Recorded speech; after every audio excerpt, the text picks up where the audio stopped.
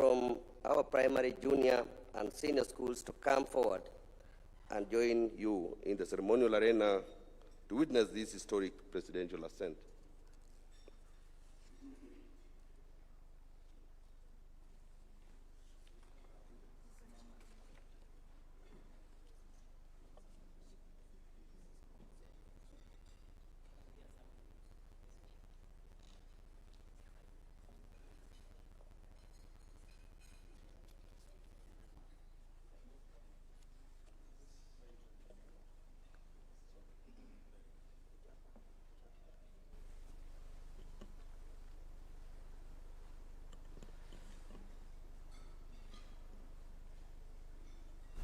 So, Your Excellency, these pupils collectively represent part of the generations for whom this fund has been established, reminding us that today's natural wealth must become tomorrow's inheritance. Your Excellency, sir, with the National Assembly having discharged its constitutional lawmaking mandate in enacting this seminal legislation after 12 years of waiting, it is now my most humble duty to petition Your Excellency, as Head of State and Government, to exercise the authority conferred upon you under Article 115 of the Constitution and assent to the Sovereign Wealth Fund Bill 2026 into law. Your Excellency, sir, with your kind permission, I now invite the Clerk of the National Assembly to present the vellum copies of the bill for your consideration and assent.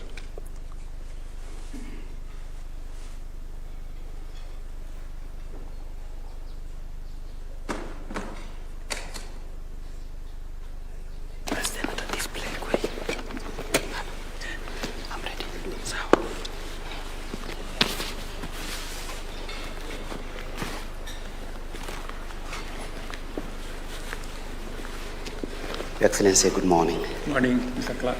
Excellency, I have the instructions of the Speaker of the National Assembly to place before you 6 vellum copies of bills for your assent, this being one of the most remarkable pieces of legislation to be introduced in Parliament. Your Excellency, you recall that on the 20th of November last year, when you were addressing Parliament during the State of the Nation address, Your Excellency, you promised, today's 8th, Your Excellency. Your Excellency, you undertook that you are going to introduce and to propose to Parliament some pieces of legislation. One of them is now law, which is a National Infrastructure Fund, and the next one was the Sovereign Wealth Bill. Your Excellency, this bill, having been approved by the Cabinet, was introduced by the distinguished member for Kikuyu, the leader of the majority party. It went through first reading and then taken through public participation, Your Excellency, by the Departmental Committee on Finance, chaired by the member for Molo, who is today represented by the Honorable Umu Kasim, distinguished member for Mandera County today. Your Excellency, this bill proposes to provide a legal framework for the establishment of the Sovereign Wealth Fund, and also provide institutional framework for the proper and efficient management of that fund by distinguished professionals who are competent enough to take care of the fund. With that in mind, the fund establishes 3 components of itself. That is, first, the Stabilization Fund, which is supposed to assist the national government to cushion the people of Kenya from any shocks that may be associated with macroeconomic instability globally, including pandemics and other natural phenomena and conflict like that, the one that was witnessed, Your Excellency, in the Middle East. The second component is the Strategic Infrastructure Investment Fund for purposes of pooling resources with the private sector to construct our infrastructure. And the third component, and the most exciting, Your Excellency, is a Future Generations Fund. This bill provides, Your Excellency, that the Future Generations Fund will have a component of not less than 30% of the funds. It has gotten the highest amount of protection compared to the other three components, including the fact that you cannot borrow against it, you cannot do collateral against it, and there are certain prohibitions of investment against it, so that those funds are secured for future generations, as indeed required, Your Excellency, under Article 201C of the Constitution, Your Excellency. This bill provides that the fund will be managed by a board, the chairman appointed by the President, the Cabinet Secretary for National Treasury, Cabinet Secretary for Mining, Cabinet Secretary for Petroleum, and 4 other persons who will be competitively recruited, Your Excellency, depending on their competencies, to sit in that board. The board provides certain protections to the fund, including the investment, establishment of investment manager. It establishes where funds can be invested and where funds should not be invested, Your Excellency. It prohibits the investment of those funds from things like private equity, speculative derivatives, and other commercial investments which are high risk. The idea is to protect the fund from the risk appetite of the board and also ensure the fund is well protected, Your Excellency. It also requires that the fund shall be managed in accordance with the Public Finance Management Act, together with other provisions contained in the Act, Your Excellency.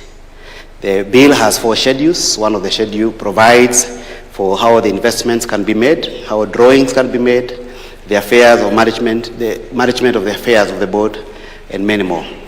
61 clauses, Your Excellency, and 4 schedules. Permit me, Your Excellency, to end my commission for the day there. Thank you. Thank you, sir. Thank you. Thank you, Mr. Your Excellency, in observance of the constitutional requirement that instruments issued by the head of state be executed under the hand and seal of the President, I now invite Your Excellency, accompanied by the pupils, to affix the seal of the Republic to the bills, thereby perfecting their enactment into law.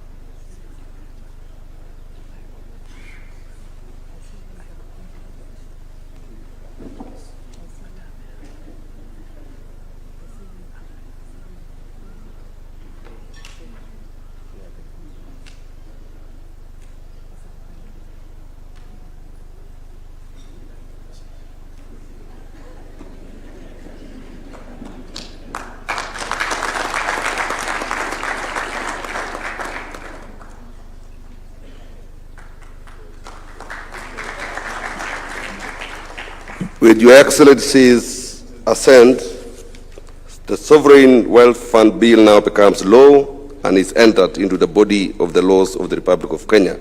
Through this enactment, the nation's journey towards first world status is firmly placed on course.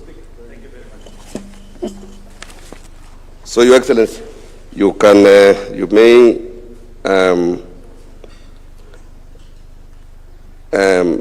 present a signed copy of the Act to His Excellency the Deputy President and the Attorney General for publication, and the Cabinet Secretary for the National Treasury for implementation.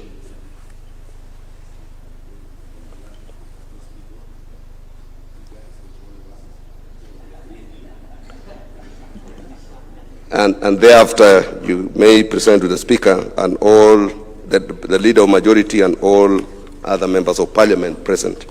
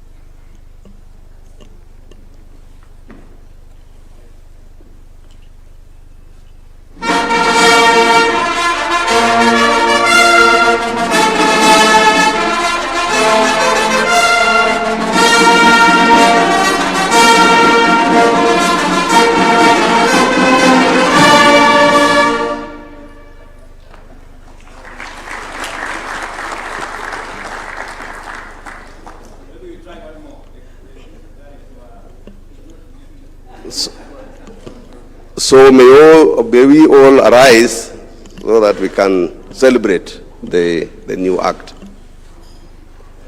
The fanfare again.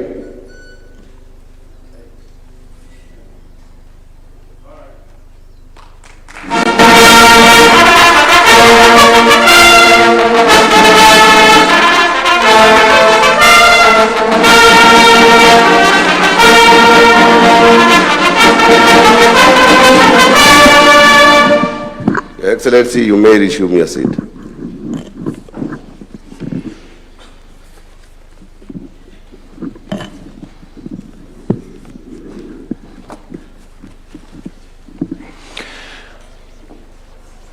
With your permission, Your Excellency, we are now going to progress to a panel discussion. But before that, as we get the stage ready, allow me to invite the State House Choir to give us a short interlude of music as we prepare the stage for the panel discussion. State House Choir, over to you.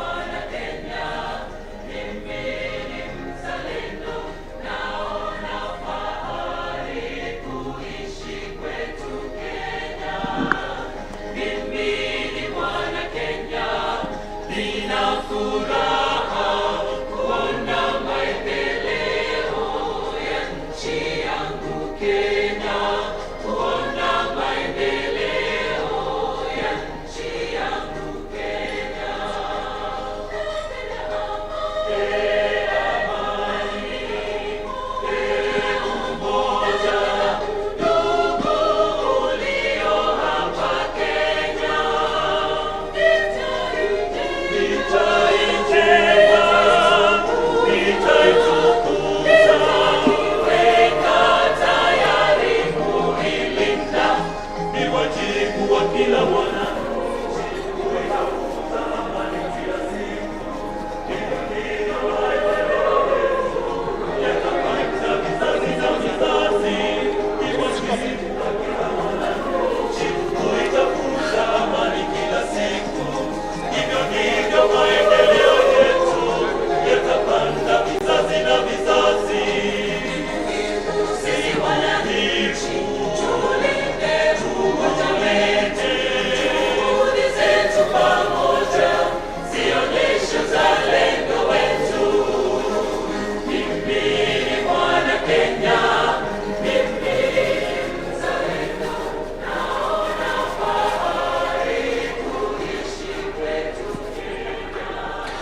Why don't we appreciate the State House Choir with a clap? Thank you very much, with a wonderful song right there, Naipenda Kenya.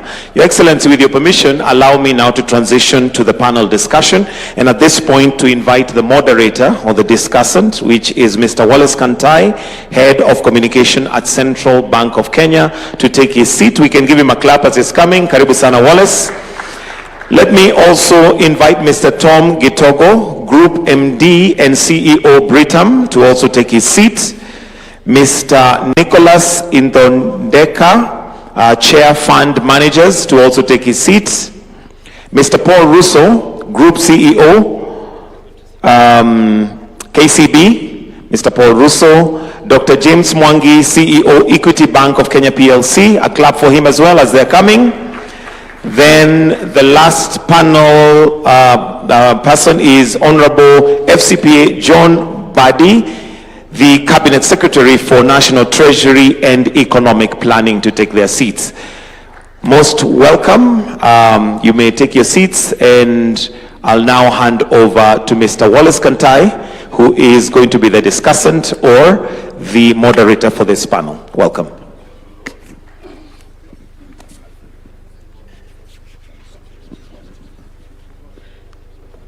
As we wait for our last participant on the panel, Your Excellency, the President, Your Excellency, Deputy President, fellow guests, and I dare say it's a room full of friends. Hamjambo. I will not do what I used to do, which is commentate on this, but I think, permit me to say, it's a very exciting day. And I think primarily, not so much with the top people that we have in front of us, but the guests, Your Excellency, who you had just a few minutes ago. I think we haven't seen that in too many places, and I think recognition that this is on their behalf. We are custodians of all these resources on behalf of those generations. So gentlemen, and my apologies for gentlemen only on my panel, I promise to do better next time. We want to begin this conversation and we want to keep it moving fairly quickly. And I think the best person to begin with is the Honorable Cabinet Secretary. We have said many times that we are on the road to Singapore. But I suspect you want to add to that that you're now on the road to Norway in terms of the fund. Why the fund? What does it do that is so special for us? Bonasies. Thank you very much. First, let me state that this government set on transformation journey, and there cannot be any transformation without reforms. And therefore, we have embarked on a series of reforms, one of which is to pay attention to the principles of our Constitution. And when you look at the principles of our Constitution, one of the things that stand out very, very clearly is what we call intergenerational equity. And you cannot speak to intergenerational equity without thinking about the current or the resources that we have and how much would be used by the current generation and how much would be designated for future generation. We have been exploiting the minerals that we have, the petroleum products that may be there, without any regard to the future generation. I'll give you an example that we have had minerals in Kwale, but going forward, and the future generation will be asking, where is that mineral that we hear was in Kwale? We would not have an answer. This act, it is now not a bill, is addressing that anomaly by creating a fund, which we call the Sovereign Wealth Fund, in the model of Norway. I know there is also another model of the UK, but ours is borrowing largely to the model of Norway, where now we are creating three funds. The first one is the Stabilization Fund, and the second one is the Strategic Infrastructure Fund. But the most important one, which has been ring-fenced and protected through the Act, and where we have designated 30% of all the revenue that would be generated from minerals and petroleum proceeds to go into, and that is the intergenerational or the future generation fund, which is for the intergenerational equity. So that is what is distinct, and this government will go on record in history as that government that thought about the future of generation of this country. Thank you, Bonasias. Norway is in the quarterfinals, by the way, of the World Cup. We hope that that's an additional promise you're making to us.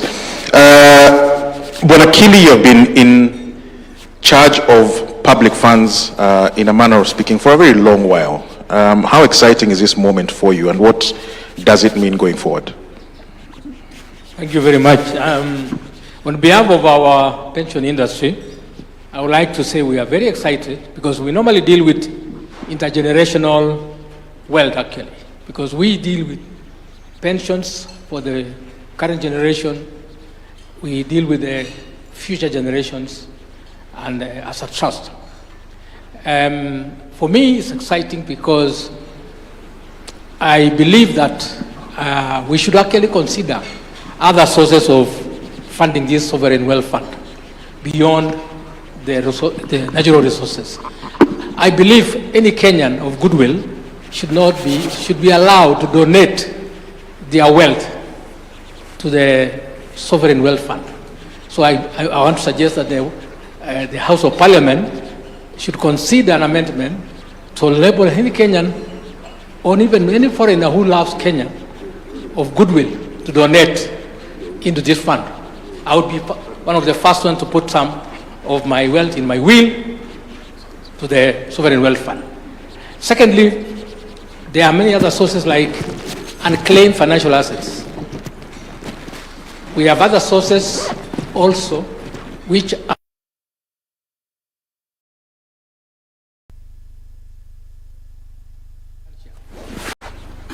obviously we need to consider that these resources are attached to go to the sovereign wealth fund, and as a result we shall build a fund very fast. Also, the common people, the citizens, should be allowed to put in whatever shilling they should be able to put in. You remember, and I know our head of state is a Christian, that when Christ came to recognize the best donor or the best person who gave, it was an old lady who gave the only money she had into the kitty. I would suggest that the common wananchi are allowed to give even a shilling into this fund. And as a result of that, that money should be then invested. And we are appealing to our capital markets through the Nairobi Stock Exchange to play their role in enabling us to grow this exponentially. So we are excited. Thank you very much.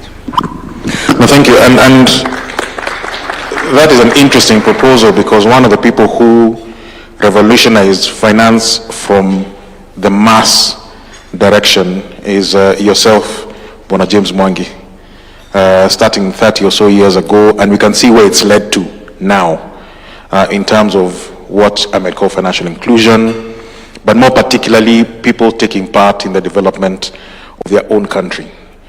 Is this another revolutionary moment similar to that one that you led all those years ago?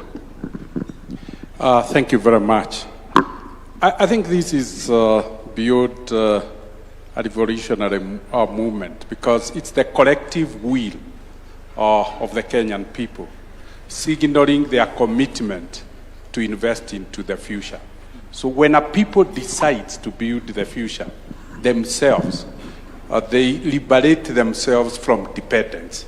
And I see this as a bold step, saying that we are changing the way we have done things before. The second one, it speaks broadly about the maturity of the Kenyan people.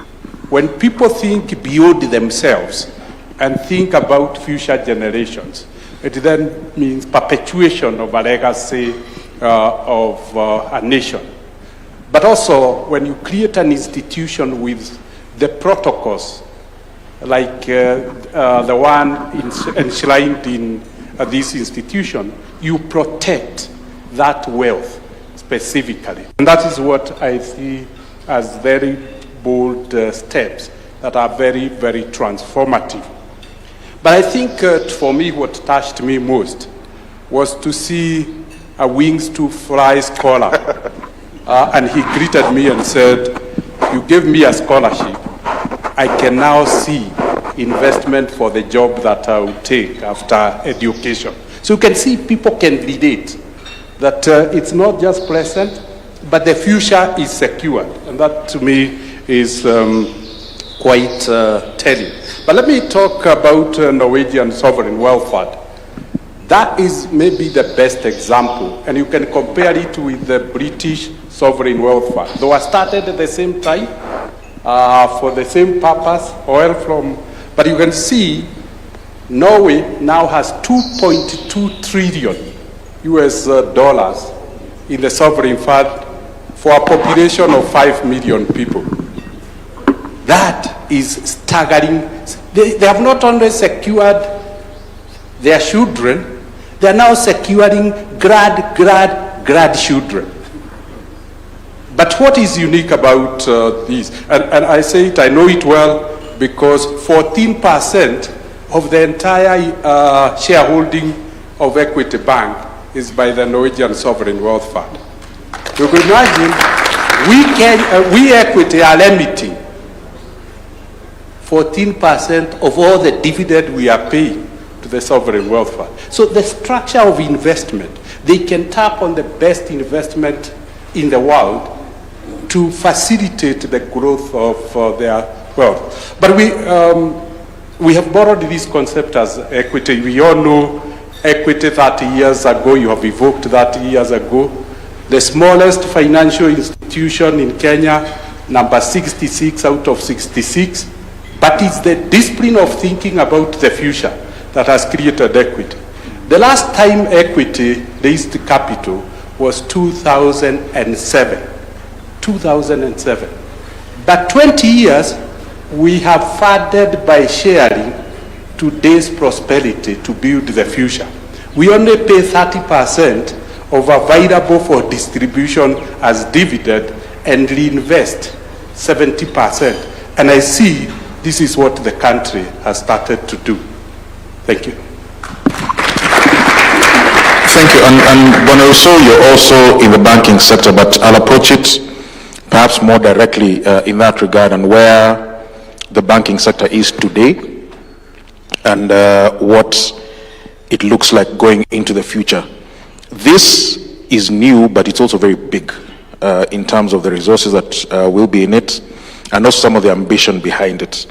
How do you think the banking sector will interface with it and react to it? Yeah, thank you, Wallace, and thank you, James, for pitching for the banking sector and the role that we need to play. I think just in the first instance, when you see the captains of industry that are present here for banking, tells you how important this is. I think we have more than 10, if I'm not wrong, of CEOs from banks that are present here. Well, I think I'll start by answering this question broadly. I think we've pitched the country in a number of instances from banking sector from a return on investment basis. And that has been significantly high. I think we've done extremely well. These two funds, and I'm lucky to sit in the council of the National Infrastructure Fund, these two funds specifically set two major requirements for us to take the next bold step for the country. One is governance and transparency. I think if there is an assurance that every single investor has been looking for, I think that answer has been provided in the way these funds have been structured. And that's extremely very important. And to take it also on a lighter note, in every single time that banks have attempted to de-risk investment and working with government, we've been going for letters of support. We've been running to say, give us some guarantee, something we can hold on to. I think these funds have been structured to be able to de-risk investment and how we work to bring to life significant infrastructure investments in the case of NIF. But on this particular fund, also starting to take a bet on the country. So let's just take, for example, Gulf Energy investing in taking over Talo and investing in Turkana, which KCB is supporting. I think you can see from a commercial investment, but today you see from a future and guaranteeing value for generations to come. You can get oil out of the ground, you can commercialize. We can all be happy in the current instance, but this fund ensures that future generations benefit out of that. And I think for banks, there lies the confidence, and how we should then be able to support that we are not just investing for today, but we are playing and putting our bet on the country for the future. And since you still have the mic, Mr. Ruto, and taking advantage of the fact that lots of Kenyans may be watching this right now or later, what then is the difference between the two funds? Because they'll see within a very short space of time, we have two very big funds. We are making, rightfully so, a very big deal out of them. What then is the difference? Where would their attention lie depending on where they're coming from? So I think, I'll try and be basic, Wallace, in this front. I think the National Infrastructure Fund comes in to answer the question. Because there are no easy choices from where we are as a country. Let me be, as chairman of KBA, right? You've borrowed to the limit. Yet we must deliver critical infrastructures. And I think sometimes we let government speak about it, private sector must speak about some of these things. We can complain about Jomo Kenyatta International Airport, we must put our neck online to make sure, for example, Jomo Kenyatta International Airport is done. National Infrastructure Fund comes in to say, how do we deliver those significant national projects without loading additional debt and borrowing to government? And that I think is those infrastructure projects are here. They are not things we are going to think futuristic about. I've just given you an example of JKIA. Sovereign Wealth Fund then says, but I've got resources, whether the underground, the overground, whether you're talking about carbon, I think mining has been specified, petroleum has been specified. I think carbon should be in that category. I think Kelly just talked about well-wishers and people who want to deeply invest in this country. But it says, hello, we're not spending it for those of us that are here today. We have to have a structure to ensure that future generations are protected and that preservations happen in a well-governed, transparent manner. That's the difference of the two funds in the most basic way, because I think we're speaking to Kenyans, not financial experts that we are. And in both instances, and you can see, it is asking for expertise from all sectors and all fronts. It's not a government-led and it's not government-driven agenda. It is a collective. So if you see at the infrastructure fund, and the chair of the council is here, because just of the structure, and probably is the only fund that starts with money already, the quality of applicants for the board has shocked many of us. Never have we seen that level of quality of applicants from private sector wanting to fund. I can assure it's because of the structure and how it has been defined. And I had the advantage of being a panelist. Now, if you look at the sovereign fund as well, it has 4 independent, competitively recruited individuals to represent.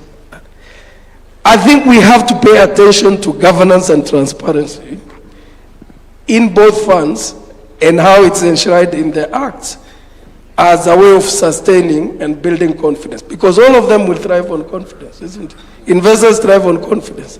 So I hope, over and above just clarifying the difference in the basic way, to stretch it a little bit and probably challenge us in the private sector to start being advocates of certain things. I think James just mentioned about the Norwegian fund. We've got to try and then advocate for that to come to life. Thank you very much, and I think that's a very useful set of clarifications you provided. Bonavandeka, I noticed you and your colleagues walked in very excited until a few minutes ago. Then you were told, kill the word risk from your vocabulary. At least the people at my table got very unexcited. How should you look at this? Because investment and returns does have a certain element of understanding and taking on risk. But a sovereign wealth fund, wherever you look at it, including ours and what you've said here, is that risk element must be controlled, because we can't go off on adventures when the future generations are looking at us and they find that the coffers are empty. How do you then deal with that? Thank you, Kantai. And indeed, you're right, Your Excellency. When you walked in here, I noticed most of my council members were salivating until the element of risk was put in the table. Allow me to say this, Your Excellency, because I am the chairman of the Fund Managers Association. There are quite a number of council members in the room, and I need to make sure when I go back, I'm still the chairman. So, Your Excellency, what they asked me to do today is to convey just one thing, to tell you thank you so much, because in the last 3 years, we are delivering double-digit returns to our clients. And this is the third year in a row that we are seeing numbers hitting almost close to 20% on our funds. And the likes of Dr.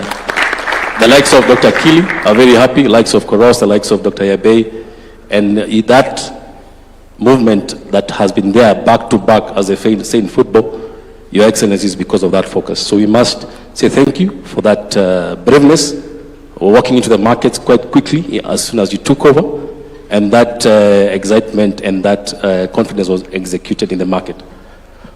Your Excellency, they say when I was a young man, one of my council members used to tell me, he was my boss then, now I'm his chairman, so life can change. He told me that fortune favors the brave, and Your Excellency, you have done that for us and you have led from the top. So Kantai, you talk about how does it relate in terms of risk and in terms of protecting our markets. The capital markets, as you may know, Your Excellency, we thrive on what he calls stability. Around the table there, we were discussing the fact that one of the strongest pushes for the last 3 years was the fact that there was stability. There's always movement in markets, but if the movements are predictable, if you're talking about the 2-3% movement, any investor can take that. And I can see my good friend Tadase is on your table. And he keeps on looking at me like someone who, like they look at a child who never appreciates what he has. And what they use out there, Your Excellency, is demographic capital. Demographic capital, dear ladies and gentlemen, is what you've done today, which means you are investing for the demographics, which is beyond us. And that alone, Kantai, it may not be coming to the fund managers to invest. It may be restricted, as Hassan mentioned, in terms of what is controlled. But that stability is what gives the investor confidence that you're seeing in Kenya. Even now, as we speak, Your Excellency, we were hosting the big banks of US last week, Royal Bank of Canada, Royal Canadian Bank, and the way they are talking about Kenya is beyond even fundamentals.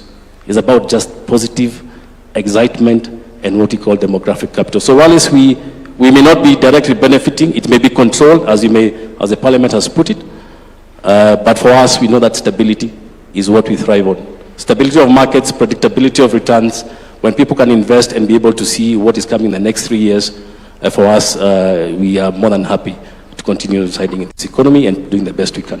Thank you. Thank you, Bonagitogo. I'll approach you from as an elder, because you've been in charge of rather large pools of capital. Now you feel sort of a bit safer because there's another large pool. What advice then would you give the CS, members of the board, and even arguably His Excellency the President, with regard to how to manage this? You've been managing through thick and thin, through difficult times and easier times, and now you've been put on the spot. How do you advise them? So thank you. One disadvantage I have is that about 5 gentlemen have spoken before me, and each one of them has taken a point from what I wanted to say. But having said that, obviously, transparency and governance is very key for any big fund of this size. And that has been said and put very well by Ruto. The next thing is that the risk element, as His Excellency mentioned, is key. The approach of the investments need to take into account what the purpose of the fund is. There's three bits. Obviously, the stabilization, which is very good for our economy. It will attract investors, big and small, because of that stability. Economies go up and down. There's nothing we can do about that. But with stabilization, that helps us attract and continue investing into the future. So the right amount of risk, particularly reducing significantly the risk exposure to the part of the fund that is about future generations is key. But the fund will also not grow if it is not very well diversified. James talked about the Norway fund investing in Kenya. That gives it exposure to a double-digit growth in a growing economy. So I would expect that the fund would also look at investing elsewhere on the continent and elsewhere in the world, because it broadens the risk base. I think that is important, but obviously that needs to be done professionally, as Nick has said. And then obviously keeping in tandem with the trends. We have to invest, especially because things are changing, and we know the wider demographic is the youth. We cannot obviously also invest in what we have always invested in. I'm excited about the infrastructure, because in the insurance space, we are looking for long-term investments, and it's the same case with pensions. And this fund, in conjunction with the National Infrastructure Fund, will make a lot of the infrastructure investments that we so desperately need in this country bankable. And that will attract long-term funds from the private sector, including the insurance business. Yes. Thank you. And perhaps I want to come back to you, CS, now getting into the details. In terms of the way the fund has been structured, we have spoken about protecting or ring fencing for future generations, but at the same time, James Mwangi spoke about Norway investing in equities, which are of necessity risky. How do we, or how have we structured, what choices did you make in terms of how the fund is structured to ensure that longevity, but at the same time, as Tom Gitogo says, that we actually get returns, because it's not enough to simply be safe. There's a reason why we have to grow. Thank you very much. Allow me first to also add on to what Paul Ruto said regarding the slight difference between National Infrastructure Fund and the Sovereign Wealth Fund, and talk about the sources of funding. In terms of National Infrastructure Fund, you'll notice that the Act clearly spells out that any divestiture in public-owned or state-owned enterprises will be invested in the National Infrastructure Fund. Yet the Sovereign Wealth Fund is now focusing more on revenue proceeds that are derived from our natural resources, more particularly the minerals and also the petroleum. So that is another distinction besides that. But let me now address the question that you have just put across to me regarding how the fund is structured and in terms of investment. And just to pick from what Toko has said, that actually the fund allows for not just investment locally in assets like the government papers, and also deepening the capital market, because that is one of the key responsibility of Cabinet Secretary for National Treasury, is to make sure that our capital market is deepened and widened enough to promote and support investment. The Act also allows investment in convertible currencies. So long as what you are investing in, even if it is an international bond, it must be an investment in a bond that would allow for convertible currency. So there's that latitude for the board to look at the international market and see where there could be high value for the investment, but it must be in convertible currencies. But there is also provision of proper oversight. Investment policy must be approved all the way to the National Assembly, and there is enough oversight in that space. The Cabinet Secretary must, in consultation with the Cabinet, meaning that the Cabinet must approve, so it has enough guardrails to ensure that the funds are well protected. But looking at the three funds, you will also notice there's some slight differences there. That the second component, which is the strategic infrastructure component, allows you latitude, like the National Infrastructure Fund, to come in and again invest in our public infrastructure projects, which help in de-risking these assets for partnership or blending of capital with the private sector. And then when now you come to the intergenerational or the future generation component, they are the guardrails that the Act provides. And those are found in the schedules, the Schedule 1 and the Schedule 2 to the Act. Thank you very much. Thank you. And perhaps as we, although there's so much to discuss, but perhaps we start bringing this to an end. There is a question in my head, Bwanakili. So the current generations we had here, I was going to call them future, but they are here, so they're current generations. We'll be very excited. I suspect my children will ask me in the evening, what does this mean for them? But I also suspect my mother may call me and say, what is in it for me? She's a retiree. She has a pension, a state pension. This is very exciting for the future, but is there something now for her to be excited about, let alone me who's about to get into that space? Thank you very much, thank you very much, Wallace.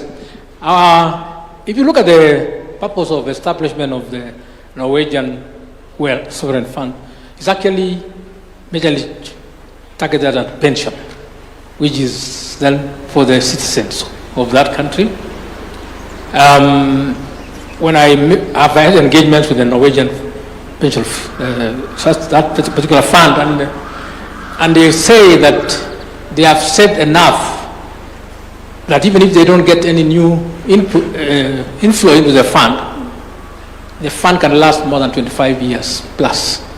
That's one. The second one is that the money is meant to take care of the whole, the people who have retired, either having left employment or not.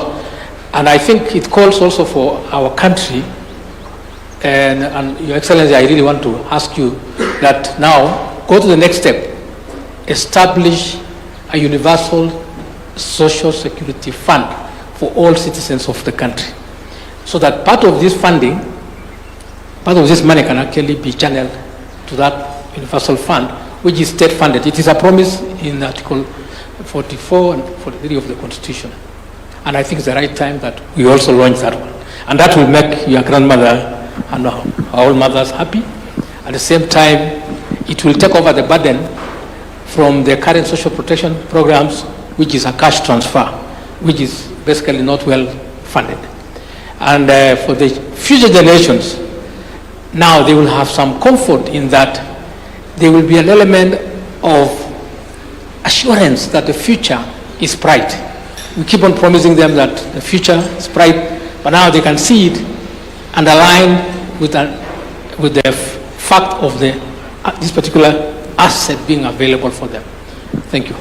Thank you. And I'll ask the four gentlemen before I get to the CS to wind up the same question. Where do you see this, let's call it 20 years, is a good time and a good window to look at it, starting with you, James Mwangi, for this fund? Where do you see us being?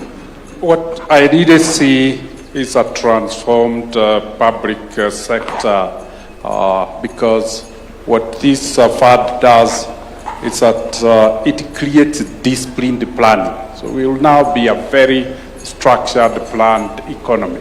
The second aspect that I see is crowding in of the private sector. To me, this is a signaling effect. The bigger funds will come because these two funds de-risk, and they may just be investing 10%. and 90% will be private sector. So there will be massive crowding in, and like Singapore, which used Temasek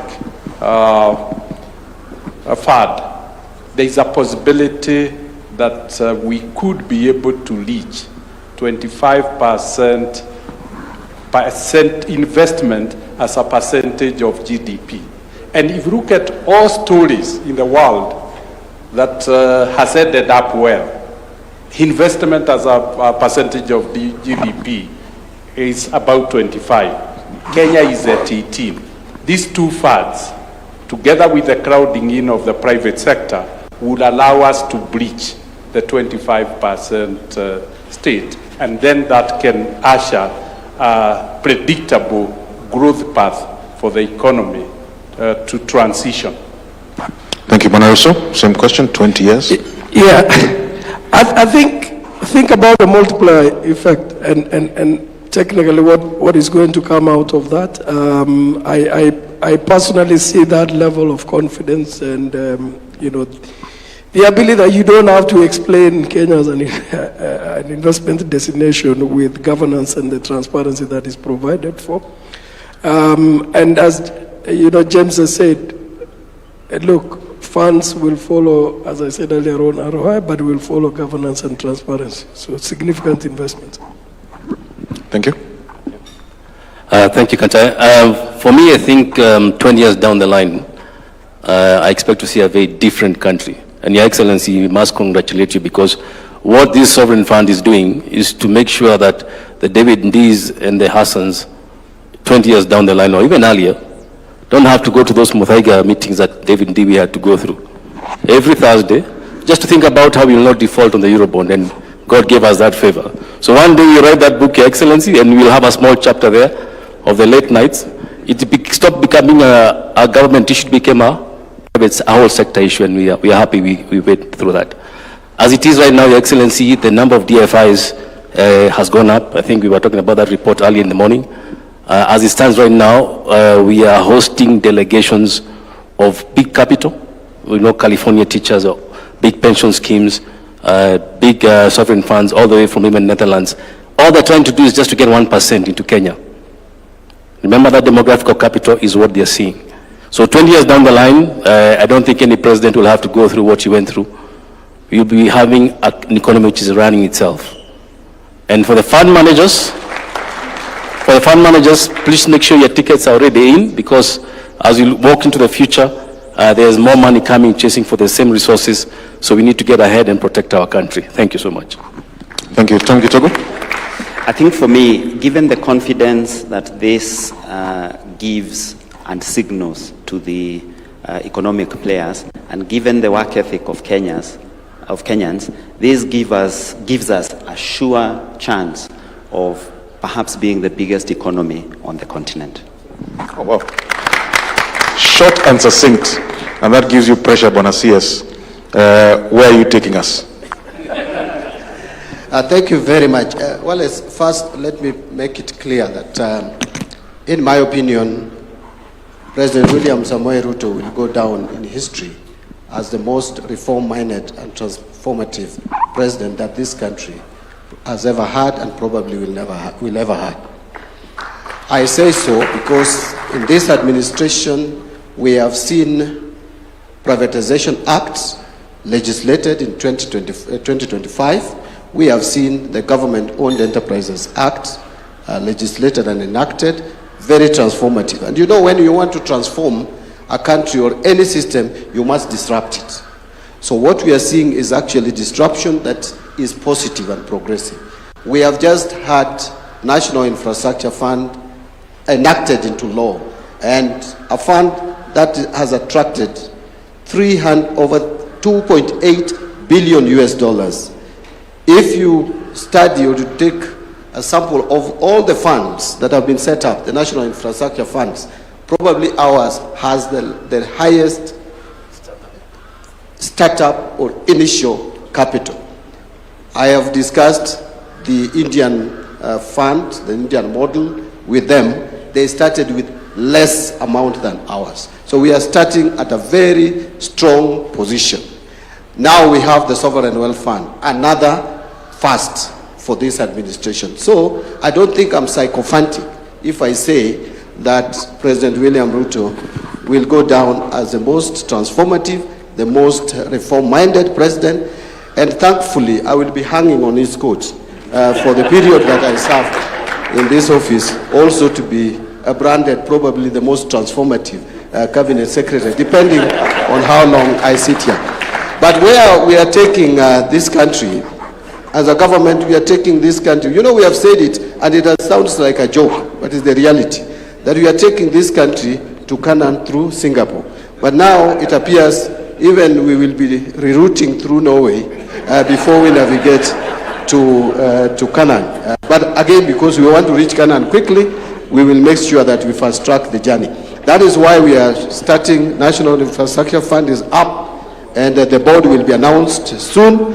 And again, now today we are enacting another fund, the Sovereign Health Fund, Wealth Fund, with very robust governance structures, with a board that will be competitively recruited, apart from those who are going to come from the government. So I see a future for this country. Finally, in this fund, the stabilization component is going to be very critical. Remember, just the other day, we have been complaining, and even today, that we need to lower the prices of petroleum products, the oil prices. And you hear people talk of reduce prices, reduce prices, reduce prices. For you to be able to manage that, the shocks, you must have a dedicated fund that would help you do that. And this is one of the routes. It is not about shouting in political rallies. You cannot go to a political rally and reduce the price of petrol, for example. It is not possible. But that is what you are made to believe, that the government can just stand somewhere and say the prices of diesel will come from 182 to 60 shillings. It cannot happen.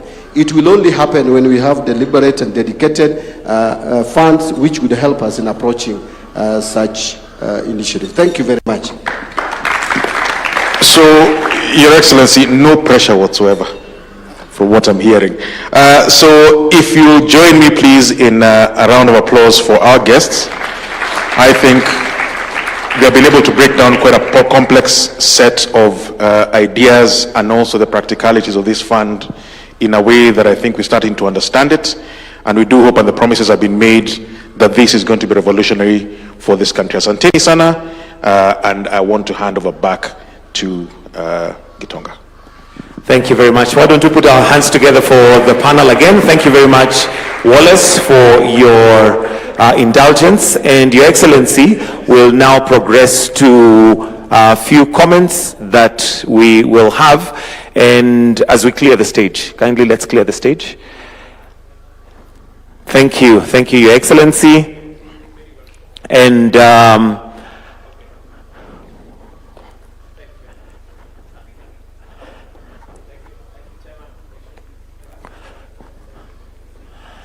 thank you, Your Excellency. So we'll now progress to a few remarks. And Your Excellency, it has been said that the youth are the leaders of tomorrow, but today we realize that they're not really leaders of tomorrow, they're already leaders of today. And to start us off on our comments, we have two students. You've listened or heard them before, and I'm sure they're familiar to a number of us.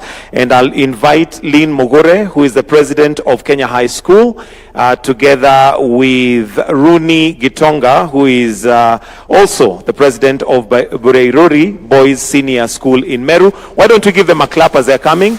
Rooney, also please come so that you'll make your quick comments as we now progress with the rest of the program. You may use this as we progress. Rooney, please come so that you'll stand next to her.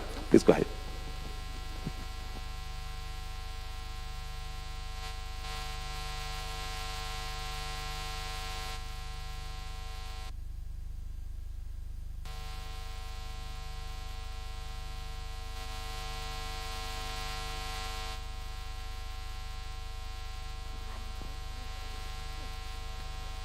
Ladies and gentlemen, I have one question for us today. Do you want to be remembered? Do you? We all do. I have come to accept and realize that at the end of the day, everyone has one thing and one thing in mind. They want to leave a mark in their country, in their family, in their nation. And one thing about this is that there are two types of people who will emanate from this goal. They are dreamers.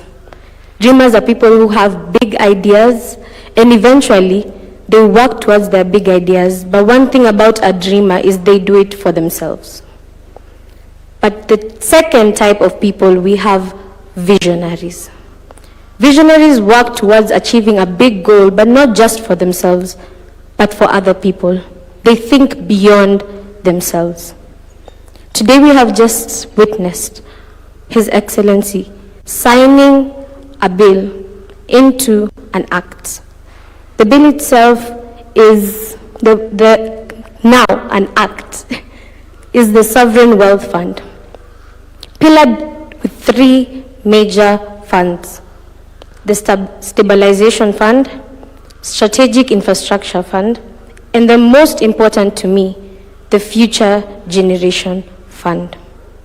I asked a question: do you want to be remembered? Your Excellency, allow me to answer this question for you. You will surely be remembered. Because you're not working towards achieving something just for the current nation, but for the future. And one thing that people don't remember is that in order to be remembered, you must stand the greatest test, which is the test of time. And one thing about time is it does not appreciate those who work for the fruits of today. The end of this fund has a principle that the wealth underneath our soil must outlive the resources themselves. To me, this is a call to action, not just for the government, but for us as the youth, to support the vision that this country has. I'd like to finish by saying, good things take time. This is a good thing, and it will take time, but it will be remembered. Thank you.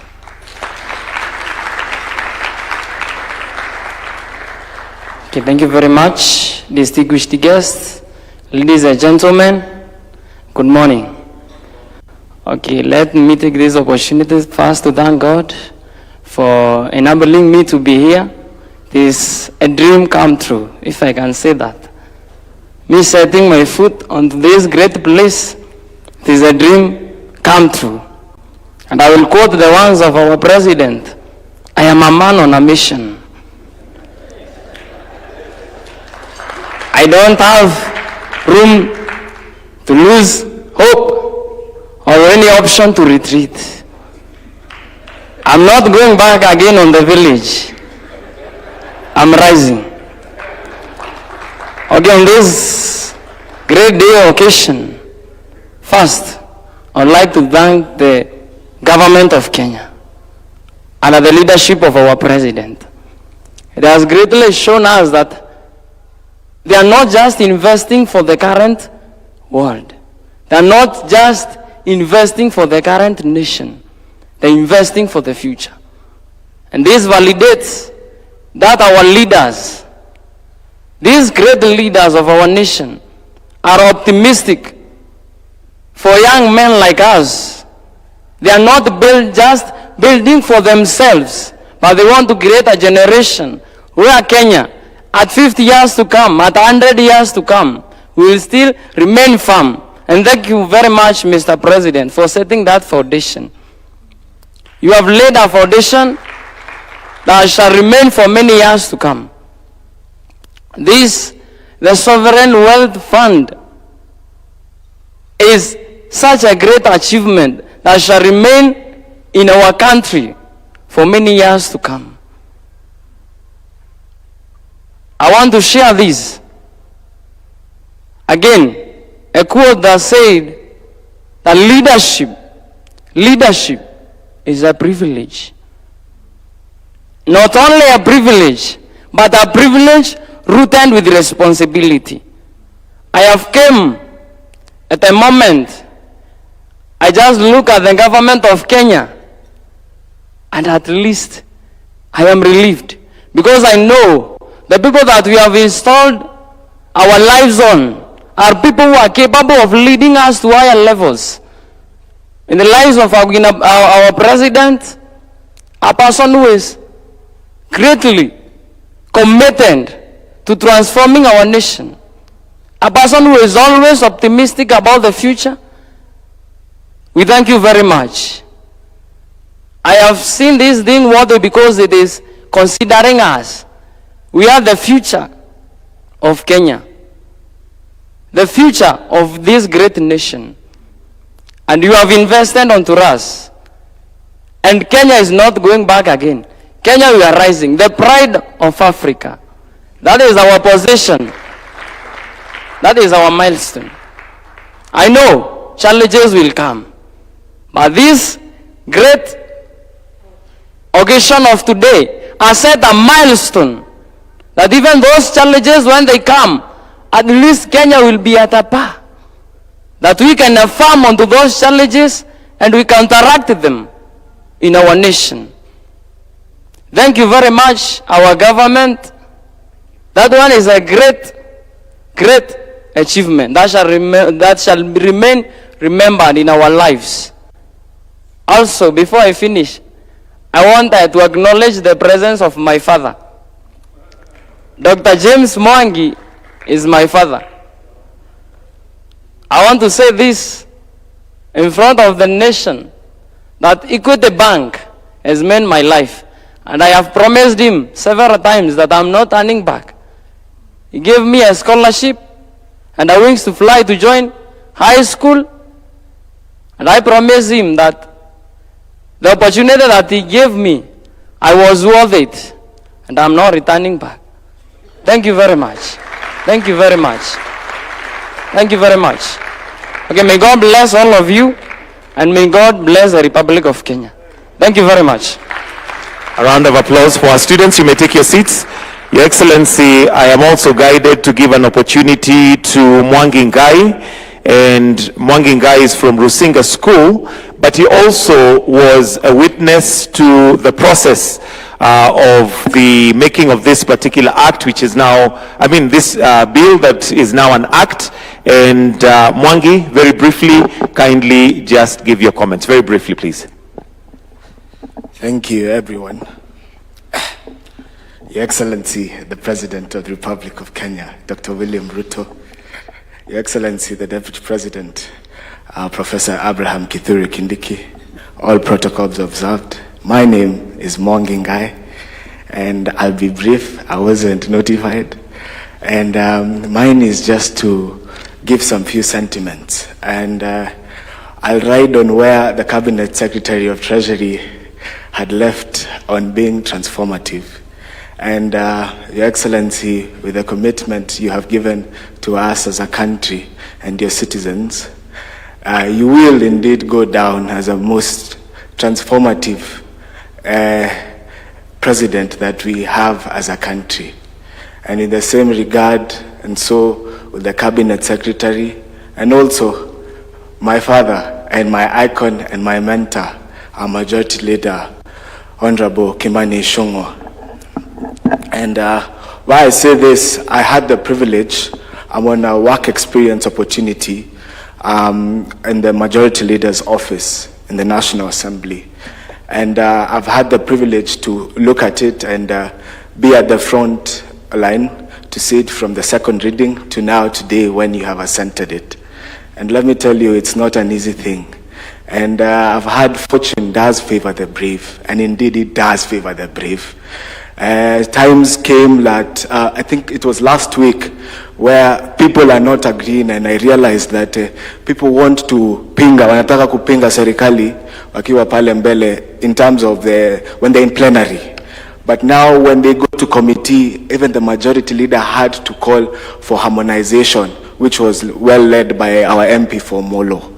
And let me tell you, indeed, finally, today the baby that has been taken through steps, through readings, through all those deliberations from the different stakeholders, the baby indeed today has come out to be very successful. And let me tell you, because I do have hope in this country, I'm very, very privileged to be here today. The Sovereign Wealth Fund indeed will cater for all of us, because indeed it is only the foolish people who use money for today and not save for tomorrow. But as my good brother has said here, that leadership indeed is a good opportunity to serve other people and not to take advantage of them. And indeed today we are all testament to that. And Mr. President, thank you so, so much. Because indeed, and why I'm speaking with so much conviction, is because sometimes I sit down in my bedroom and wonder, where is this country going to? But when you see the big stakeholders, I've had, we call someone here Mr. Moneybags, but the real money today was on stage, talking and very passionate about this country, then indeed I have hope. Because the generation and the future that we say is in the future, that generation is referring to us. And indeed I am grateful. And with that with those short remarks, Your Excellency, thank you so much. And I'm grateful for this opportunity, and may the good Lord bless you. And every day we are praying for you so that we transform this country. And indeed, Rome was not built on one day, and it's a step at a time. And we will indeed transform this country to be the next best country in the world. So thank you so much, Your Excellency. I'm privileged. Mwanginga is my name. Thank you very much. Thank you. Let's give him another round of applause. Thank you. Your Excellency, your mentorship programs are clear, as we can see these are leaders being mentored today for the future. Your Excellency, with your permission, allow me now to invite the Cabinet Secretary for National Treasury, Honorable John Badi, to come and make some few remarks before we progress with the rest of the program. Kindly, let's welcome him with a clap. Welcome, Bwana Waziri. Your Excellency, the President of the Republic of Kenya, Dr. William Samoei Ruto, the Deputy President, Speaker of the National Assembly, and the other distinguished guests, ladies and gentlemen, good morning once again. Your Excellency, I am glad to be standing here today during this significant milestone that transcends the operationalization of a piece of legislation or just being a key statistics to our body of laws. This is a clear demonstration on the government's commitment in setting our country's sustainable economic foundation and ensuring that we have a nation that stands on stability, that stands on fairness, and which is offering equal opportunities to its people. Your Excellency, our economic policies are not just about managing the present, but it also must focus on building the future, and our delivery guardrails built around fiscal discipline, sound planning, and broad participation. My appreciation, allow me, Your Excellency, goes to the leadership of the National Assembly, and more particularly the Finance and Planning Committee, who efficiently managed this process and delivered the final bill in a record time. At this point, Your Excellency, without any fear of equivocation, in my judgment, the 13th Parliament will go down in history as one of the most consequential from an economic reform perspective. In just 3 years, Your Excellency, the House has managed to deliver President-setting pieces of economic governance legislation. Just to mention but a few, the Privatization Act of 2025, the Government-Owned Enterprises Act of 2025, the National Infrastructure Act of Fund Act of 2026, and now the Sovereign Wealth Fund Act of 2026. The House has been critical in ensuring that NIF is fully operationalized by approving the sessional papers on government divestiture from Safaricom and KPC to provide the foundational capital as approved by the people of Kenya as presented in the Kenya Kwanza Manifesto. Your Excellency, when I make reference towards actualization of the Kenya Kwanza Manifesto, many people find me as a man at odds, and at times they refer to me as the biblical Saul. But far from it. Beyond being a fast learner, Your Excellency, and which I have realized that fast learning and even reading is not very common. Actually, I realize that it's just with a minority, based on some of the instances that I saw in our August House during the recent debate on the finance bill. But that is on a light touch, with a light touch. Both the Kenya Kwanza manifesto and Azimio coalition manifesto, Your Excellency, had lots of resemblance. And I am proud that the late Right Honorable Raila Odinga, may his soul rest in eternal peace, saw it fit that coming together as a country was critical in the furtherance of much needed economic reforms which have been overly delayed. And I had the benefit, Your Excellency, of sharing with both of you on how you too wanted the economy of this country to be steered, including the setting up of the National Infrastructure Fund and even this Sovereign Wealth Fund. You too discussed into detail before we lost the late Honorable Raila Odinga. And I'm happy that the successor in the party, Dr. Uhuru Oginga, has equally been a student of that kind of thinking and is helping you steer the two political formations in the same direction. So, Your Excellency, some of the proposals that are in the Sovereign Wealth Fund Bill 2025 are informed by lessons that we have learned and best practices from other countries that have experienced significant economic progress by putting in place economic measures that deliver economic stability or stabilization and optimization of intergenerational transfers. We studied successful models, just to give assurance to the public, from jurisdictions including Norway, Singapore, which I cannot even forget, Saudi Arabia, Botswana in Africa, Nigeria, Kuwait, Qatar, among others.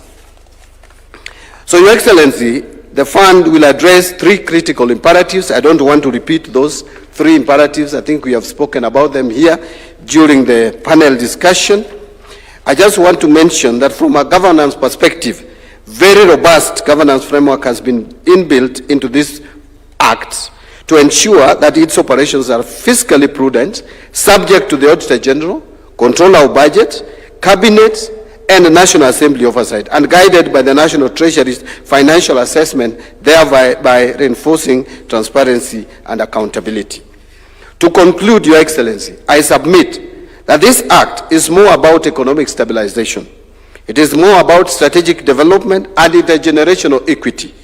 Again, I know we have many naysayers who have kept lecturing us on the need to have a sovereign wealth fund only when we have budget surpluses. Let me tell them, the best time to start was yesterday. The second best time to start is right now. Making today the critical window to take action. We must not have or drop excuses. We must build momentum instead of waiting for a perfect moment that may never come. For a practical example, look at the progress we are making on our savings. With the bold reforms ushered in by this government, the pension savings have almost doubled over the last 3 years. It is a clear demonstration of what bold, brave, and proactive leadership can deliver to its people. Thank you very much, Your Excellency. It is now my humble duty to invite your, let me seek guidance.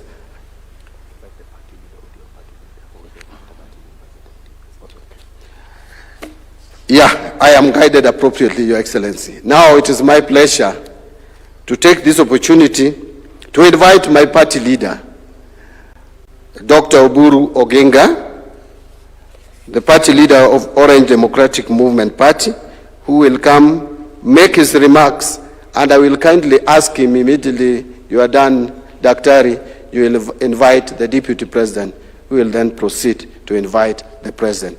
Thank you very much. Could we clap for the party leader of ODM as he comes?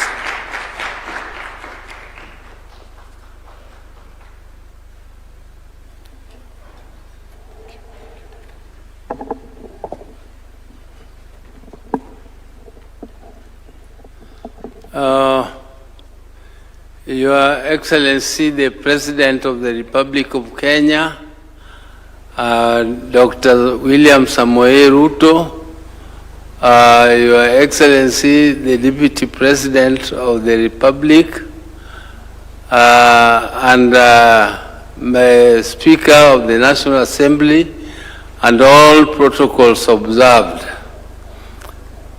Your Excellency, the idea of establishing a sovereign fund is a very, very progressive idea. I first learned about it when I went to Botswana, where all the wealth they generate from their mineral resources are put into a sovereign fund. And that sovereign fund is for the future generations. And Botswana is not a big country. It's not bigger than our country. I'm sure even in terms of mineral resources, they might not be richer than us if we do thorough investigations or prospecting. But Your Excellency, that fund is not just kept idle. That fund is invested in viable projects, not only in their country, but in neighboring countries, and even if the World Bank needs it, they give it to them, as long as their credit rating is good, and they don't need money from anywhere. They also use it for themselves to develop their own country. And what an idea. That instead of having a big heart which makes you go to the big capitals, and instead of talking of trade and relationship based on sovereignty and on equality, you are going to beg. And the people you beg, and when they refuse, you get annoyed as if they are obliged to develop your country. They are not obliged to develop your country. The responsibility of developing your country is yours and yours alone. And therefore, Your Excellency, this idea is very transformative, just like the other ideas we have been toying around with, like this affordable housing. We have been in government. I was an assistant minister in finance. We tried to move, but private interests around who want to benefit from small infrastructure which does not move the country anywhere, always come in to put pressure on government not to move. And sometimes then there is too much democracy. There should be some little benevolent dictatorship so that some things can move.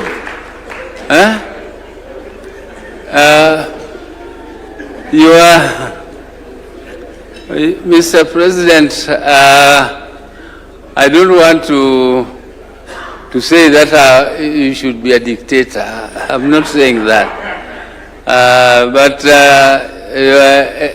some of these things, like the social health fund, the SHA, I think people who are criticizing it don't know what, they don't go into details of what is happening. They don't know exactly what is happening. It's a very, very big transformation towards what we have been calling universal health care. We have tried, many governments have tried to introduce universal health care, and there is no other move which is nearer to the universal health care in this country than the SHA. We have covered now more than 30 million Kenyans have registered for SHA. And we have tried it before. We have tried to move on those directions. And we have not been able. We have not been able, Mr. President. And I think being bold and sometimes unpopular is not bad. It's good. Sometimes you introduce things which to some people appear unpopular, because being populist is really not helping the people.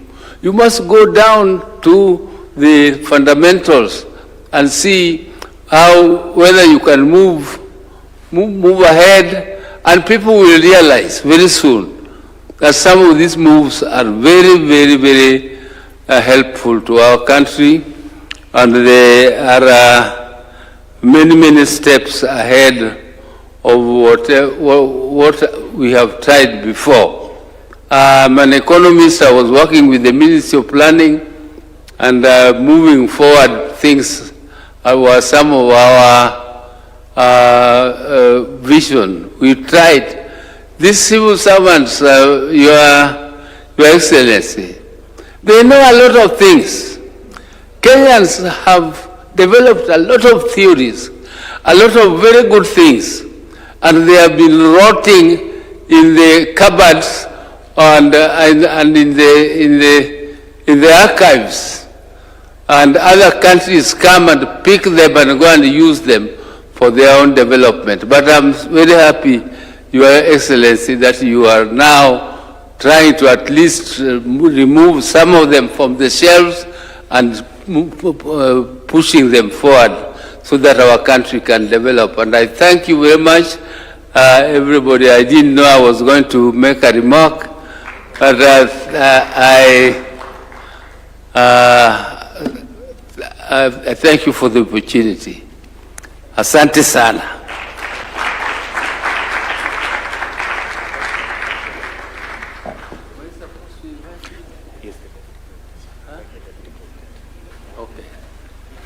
It is now my honor to invite His Excellency, the Deputy President of the Republic of Kenya, Honorable Kithure Kindiki. Thank you. Karibu.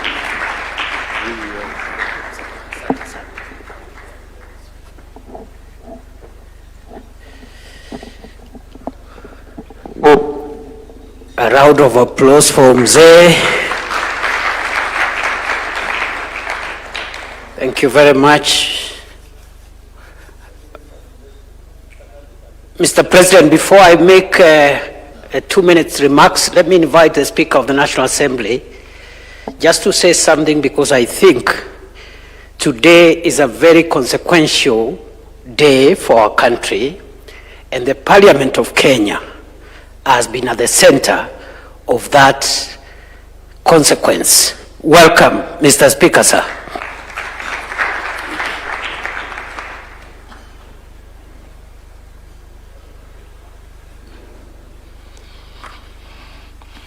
Thank you very much, Deputy President. Your Excellency, the President, I ride on all the protocols established. We say in Africa that he who stores food during harvest does not fear drought.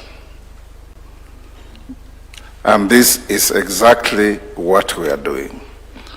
The issue of sovereign wealth in our nation was a dream of our forefathers at independence.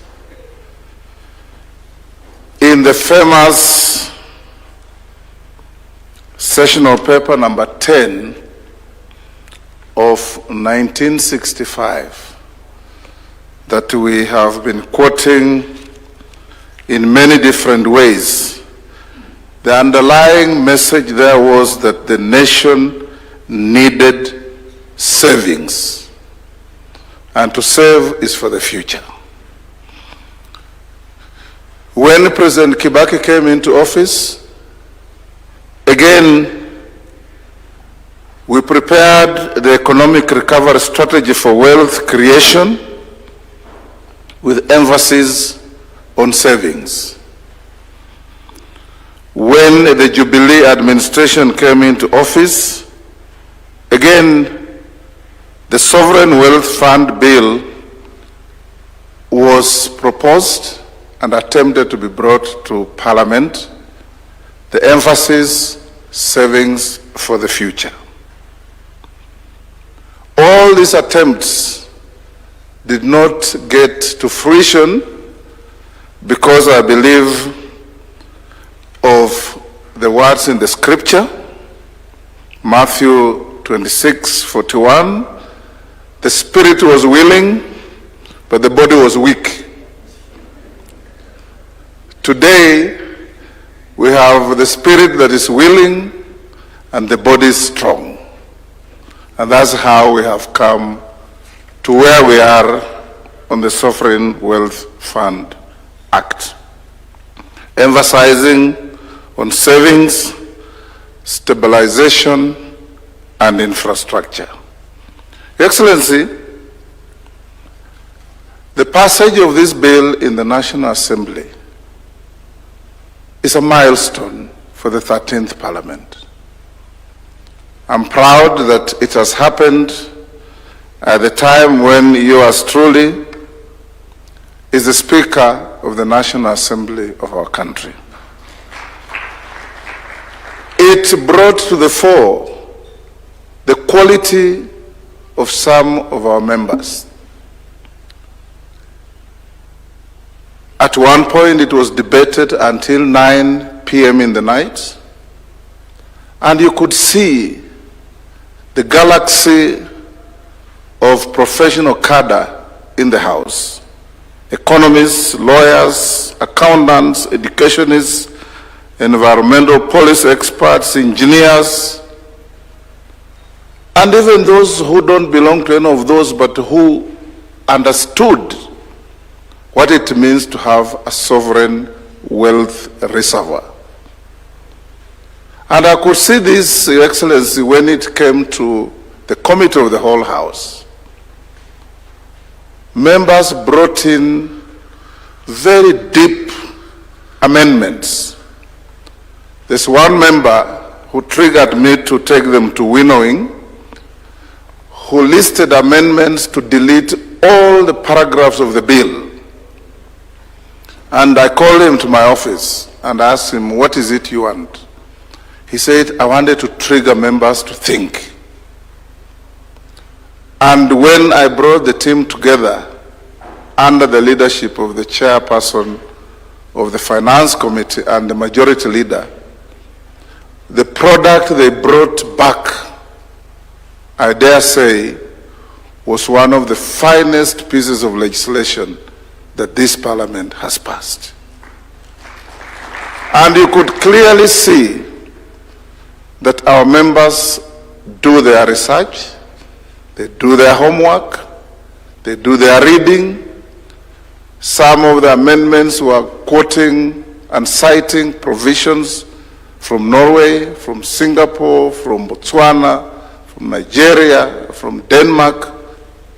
I was very impressed. And I feel proud that at this time in our history, we are working together and working together to the future.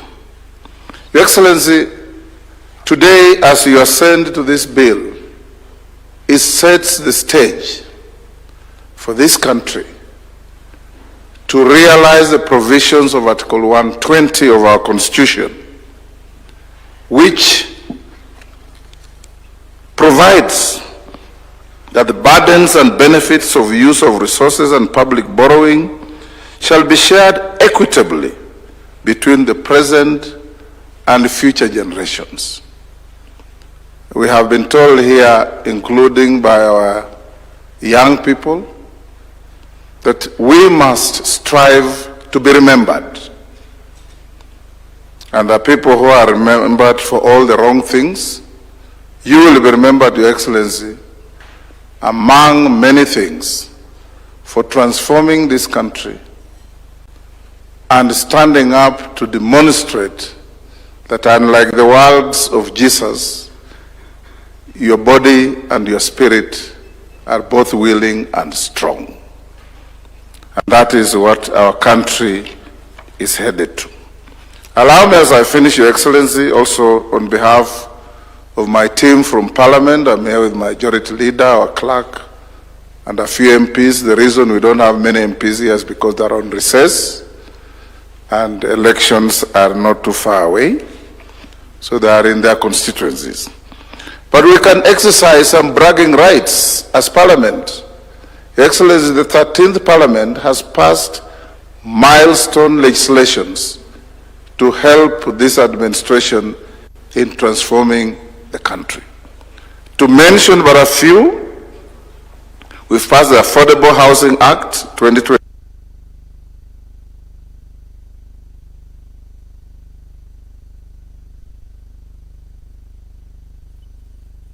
Government-owned enterprises 2025, the Judges Retirement Benefits Act 2026, which, Your Excellency, you remember the Chief Justice telling you that there was an attempt to change that act that was passed through colonial rule in 1948.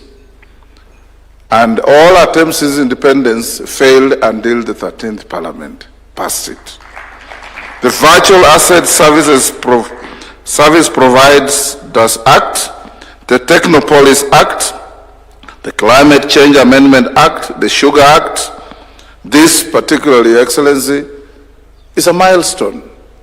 You remember when you came into office, all the sugar factories in the country, apart from a few private ones, had collapsed.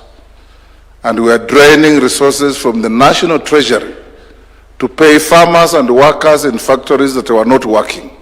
Today, we can say with pride that the sugar farmer in Kenya is satisfied and happy because they harvest their cane on Monday, and by the following Monday, they have money in their accounts. Courtesy the reforms through the Sugar Act, the Social Protection Act, the Gambling Control Act, the Computer Misuse and Cyber Crimes Amendment Act, the National Infrastructure Fund Act, the Special Economic Zones Act, the Successive Finance Acts, and today, the Sovereign Wealth Fund Act.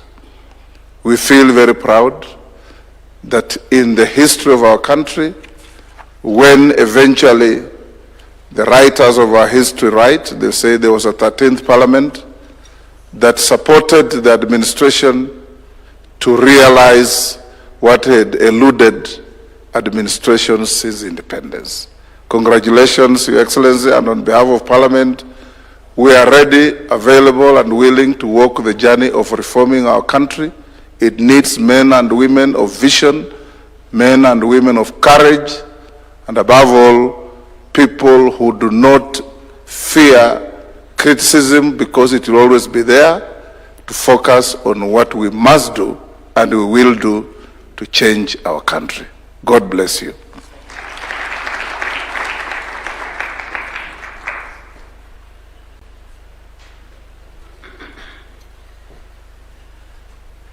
Mr. President, let me join all those who have spoken before me to congratulate you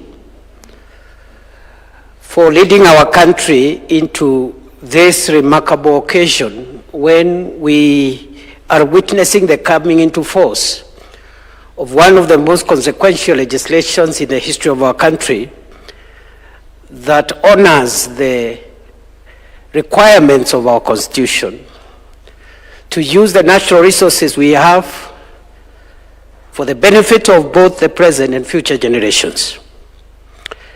Your Excellency, I have listened to all those who have spoken, the captains of industry who had very, very useful inputs and perspectives as we look towards the implementation of this law.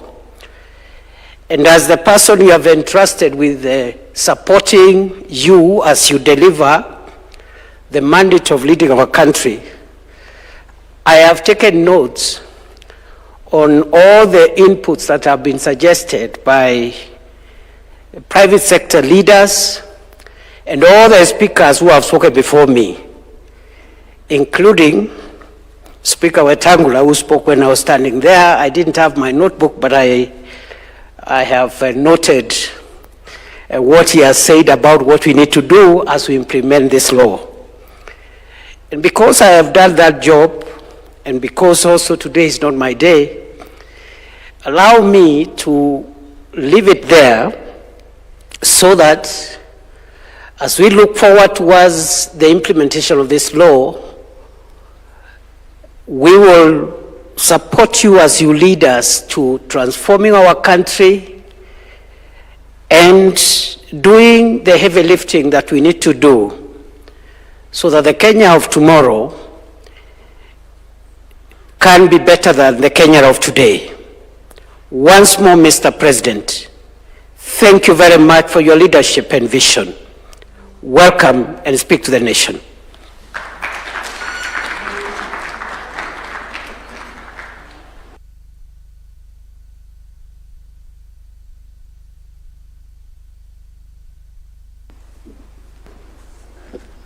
Thank you very much. Please, let's take our seats. Asanteni sana. Your Excellencies, distinguished leaders, ladies and gentlemen, good morning and welcome to this, in my opinion, very consequential ceremony this morning. There are moments in the life of a nation when history is recorded not in years, but in months. In March this year, Kenya changed how it will finance its development to build the assets of the future through the National Infrastructure Fund that we brought into force. Today, Kenya changes again how it will preserve its wealth and its future.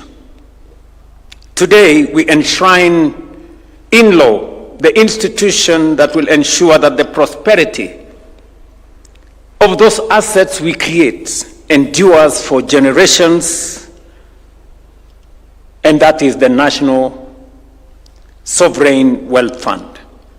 Let me state the principle plainly, because everything I say after this flows from it. If the National Infrastructure Fund builds the assets that grow our nation, the Sovereign Wealth Fund preserves and multiplies the wealth the assets create.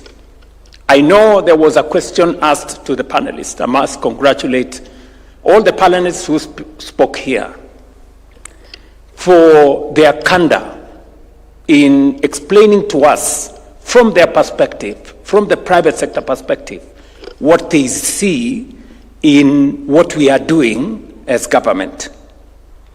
And the question was, we have the National Infrastructure Fund, now we have the Sovereign Wealth Fund. What is the difference and what is the connection? In my very simple understanding, the National Infrastructure Fund builds our present. You know very well that we have many projects, critical infrastructure that we are desirous of building as a nation. But on the other hand, we have limited resources on how to deliver on these very critical infrastructure projects. The National Infrastructure Fund creates the bridge between the infrastructure projects that we need for our growth and the resources that will unlock the capital for us to implement these projects. I will give you an example.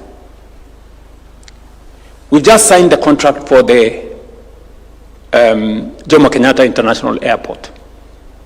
It's going to be a 150 billion shilling project. We cannot build that project using our budget because it's heavy. So we will not borrow, and we will not add additional taxes. What's going to happen is that we're going to use 20 billion shillings of the money we raised under our National Infrastructure Fund to crowd in the balance of the money from the private sector. That is how innovation works in the transformation of a nation. That is why in our midst here, we have fund managers, we have different investors, we have banks who are looking at the opportunity, pension funds who are looking at the opportunity to invest in Jomo Kenyatta International Airport. That is what NIF is going to do. But Sovereign Wealth Fund will connect the investment we are making in Jomo Kenyatta to the future generations. Because apart from benefiting from resources that will come from our natural resources in oil and minerals, we will also be investing profits that come from investment in our very critical infrastructure like Jomo Kenyatta in the Sovereign Wealth Fund, so that Lynn here and Ronnie and the young ones that came to witness this signing can have a portion of the investments we are making today for their future. So this is the connection that we are making between the present and the future.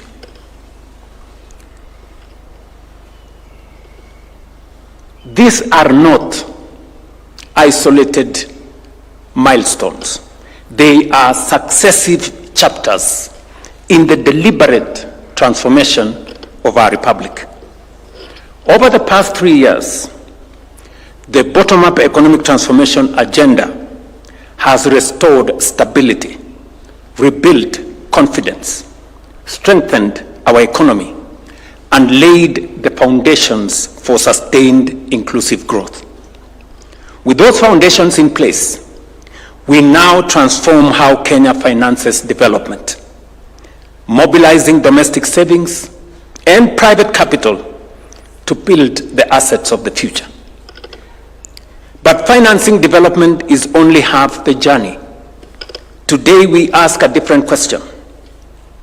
What do we do with the wealth, the assets we are building today, and the natural resources we are unlocking today? What are we doing about the future? Do we use it all in our lifetime? Or do we preserve part of it so that future generations inherit not just what we found, but the prosperity we created with what we found? Our Constitution answers that question long before we do. Article 201C provides that, and I quote, "The burdens and benefits of the use of resources and of public borrowing shall be shared equitably between present and future generations." End of quote. This is far more than a principle of public finance. It is a constitutional covenant between generations.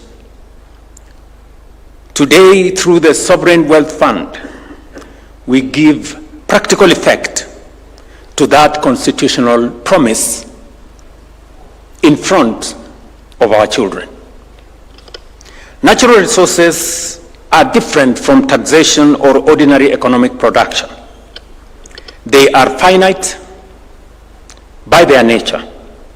Once a barrel of oil is extracted, it can never be extracted again. Once a mineral deposit has been exhausted, it is gone forever. If one generation consumes all the proceeds from exhaustible resources, it leaves nothing but empty mines and depleted oil fields for those who come after. That is neither prudent economics nor responsible stewardship. Around the world, history offers powerful lessons. Kuwait began the journey in 1953. But perhaps the best known example is Norway, as has been stated here, which I had the privilege of visiting a few weeks ago. And I sat across the table with a minister who was present 30 years ago when they started their sovereign wealth fund. And I had a real eyeball-to-eyeball conversation because I knew that shortly I will be signing Kenya's sovereign wealth fund. And just imagine what has happened in one generation. Norway has done something phenomenal. In one generation, in 30 years, they have built the world's largest sovereign wealth fund. $2 trillion. $2.2 trillion. 280 trillion Kenya shillings. I mean, in just 30 years. So when I tell our good citizens that we can be a first world country in one generation, it is possible. If anybody had any doubt in their mind what is achievable with focus, courage, and determination, look at what Norway has done. Rather than consume all the wealth generated from its North Sea oil, Norway chose to invest for the future. Today, as I have said, its sovereign wealth fund is worth $2.2 trillion. It owns about 1.5% of all listed companies in the world, with investments in more than 7,200 companies across the globe, including Equity Bank, right here at home, 14% in James' own words. That is how transformation works. That is the power of disciplined investing and long-term thinking. Closer home, Botswana, again as has been said here, built the Pula Fund. Pula means rain. In a dry land like Botswana, setting up a reserve is not an indulgence. It is a survival strategy. Rwanda has done the same. Many other countries have done so. Today, Kenya proudly joins that community of nations that saves while they build. The lesson from each of these nations is unmistakable. Natural resources create opportunity. Institutions determine destiny. Without the right institutions, even great natural wealth can become a missed opportunity. Economists call this the resource curse. I dare say they give it the wrong name. The curse is not the resources. The curse is the failure in stewardship. Kenya has learned this lesson through experience. For many years, Kenya extracted titanium from the mineral sands of Kwale. It was one of the largest mining investments in our country's history. The minerals were extracted. Those deposits can never be mined again.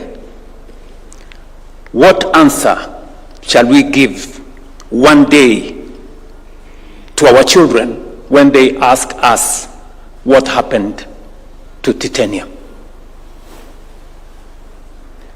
That is why this legislation that today becomes law in Kenya is consequential.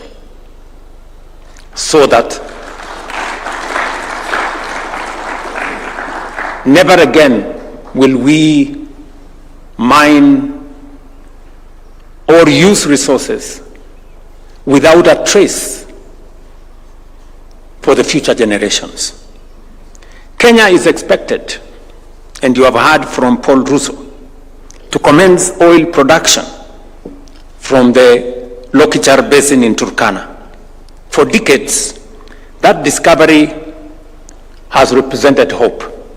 Today, it also represents responsibility. The question before us is not simply whether Kenya will produce oil. The question is whether Kenya will manage the proceeds wisely. Every barrel extracted should become an asset that never runs dry. At the same time, we have completed the first comprehensive nationwide mineral survey in our country's history. That survey has confirmed what many suspected for years, that Kenya is endowed with significant deposits of strategic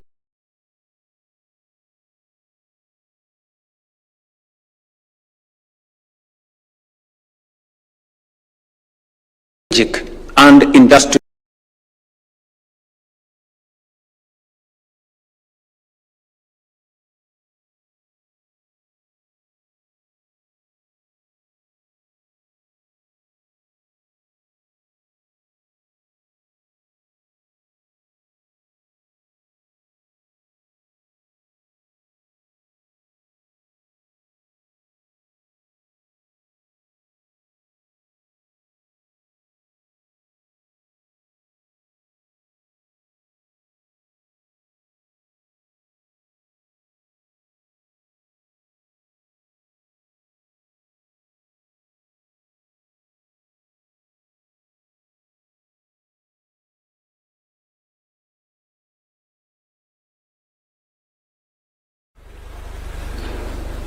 in the famous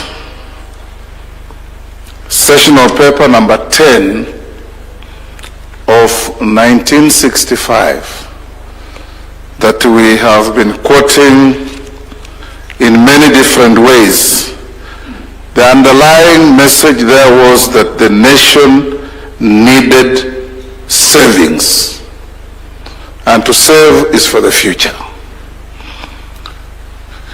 When President Kibaki came into office, again, we prepared the economic recovery strategy for wealth creation with emphasis on savings.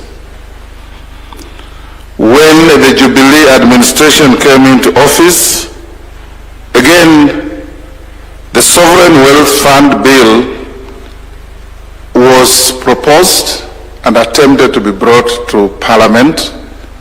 The emphasis, savings for the future. All these attempts did not get to fruition because I believe of the words in the scripture, Matthew 26:41, the spirit was willing, but the body was weak. Today, we have the spirit that is willing and the body is strong. And that's how we have come to where we are on the Sovereign Wealth Fund Act, emphasizing on savings, stabilization, and infrastructure. Your Excellency, the passage of this bill in the National Assembly is a milestone for the 13th Parliament. I'm proud that it has happened at the time when yours truly is the Speaker of the National Assembly of our country. It brought to the fore the quality of some of our members. At one point it was debated until 9 p.m. in the night, and you could see the galaxy of professional cadre in the House. Economists, lawyers, accountants, educationists, environmental policy experts, engineers. Fund entrusted with the wealth of generations must itself be worthy of that trust. That is why this act places governance, transparency, and accountability at its very heart. The Sovereign Wealth Fund will belong not to my administration, but to the Republic of Kenya. It will be managed according to the law, our constitution, and the enduring interests of the Kenyan people. The Act provides for independent professional management, strong parliamentary oversight, and transparent public reporting and robust auditing. Every shilling must be accounted for. Every decision must be guided by prudence.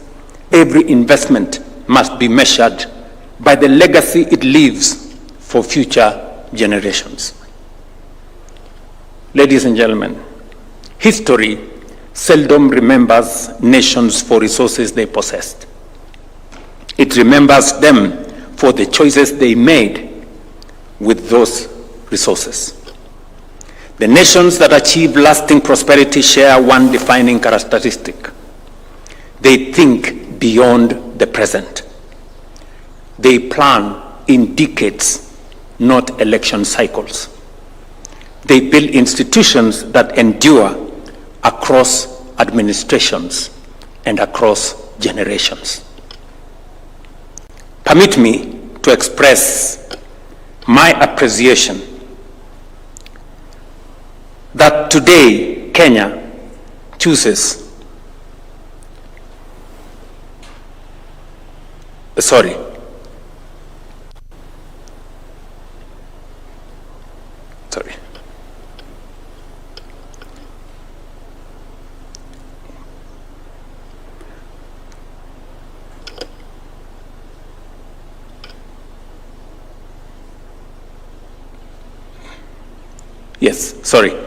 History, as I said, seldom remembers nations for resources they possessed. It remembers them for the choices they made in the use of those resources. The nations that achieve lasting prosperity share one defining characteristic. They think beyond the present, they plan in decades, not in election cycles, and they build institutions that endure beyond administrations and across generations. Permit me to express my appreciation to the National Assembly and the Senate for the diligence, patriotism, and sense of national purpose with which they have passed this legislation.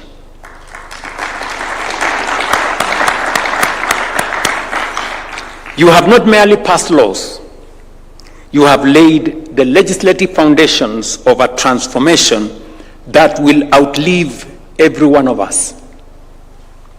History will remember you not as the parliament that debated Kenya's future, but one that legislated it into being. These laws will strengthen our financial system, modernize our economy, and lay foundations upon which future generations will continue to build. Today, Kenya chooses that discipline. We choose to save, to invest, to preserve, to build, and above all, we choose to honor the constitutional covenant that binds one generation to the next. The question history will ask us is not what we inherited, but what we bequeathed the next generation. And I want to appreciate the leadership of the Speaker, the Speakers of both houses, the people of Kenya who came with ideas, the private sector players who informed the public participation, and the bipartisan engagement in Parliament. It went beyond sides. The entire House came together to build consensus on what we do with our present as we focus and connect it to the future. I must say, I appreciate Parliament's role in the last 3 years. The Speaker has said here very ably what we have managed to achieve in the space around our economy and the transformation that we have undertaken from the housing fund through the social health insurance fund to the primary health fund to the emergency fund to all the other transformational legislation from government-owned enterprises, Privatization Act, National Infrastructure Fund, now Sovereign Wealth Fund, and all the other pieces of legislation that have been undertaken by Parliament. Every proposal we have taken to Parliament has been subjected to the people's views in public participation, to parliamentary debate, and strengthened in the process. And we can proudly say today, while 3 years ago we were staring at a default, while 3 years ago I sat in room 6 here with my very able team, to which I am very grateful to them. And we had dollar reserves of just 2.5 months of import cover, about $5.7 billion. Today, Tuga is sitting in our midst here, our governor. Our foreign exchange reserves is going now to maybe 7 months of import cover.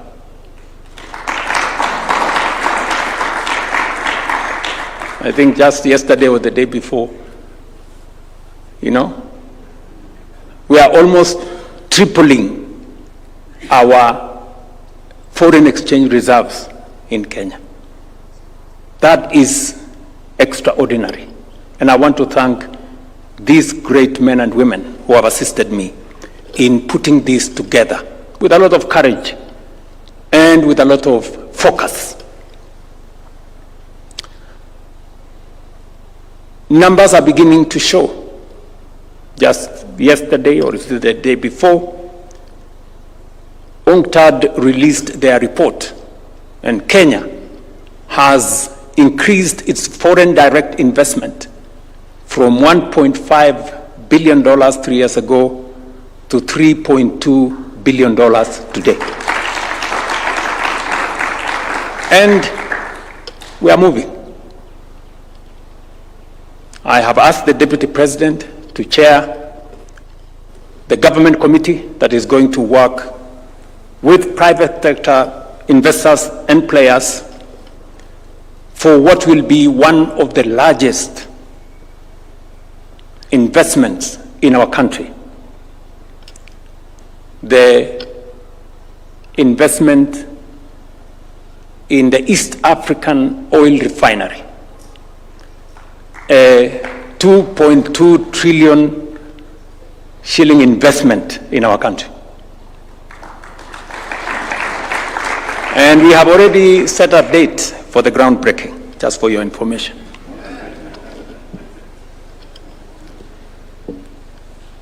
So, we are taking steps in making sure that we take our country. When we say we are moving this country to a first world status, we want to match our commitment with our actions. May history record that we honor the trust placed in our generation, not by exhausting our nation's resources, but by preserving, growing, and expanding them.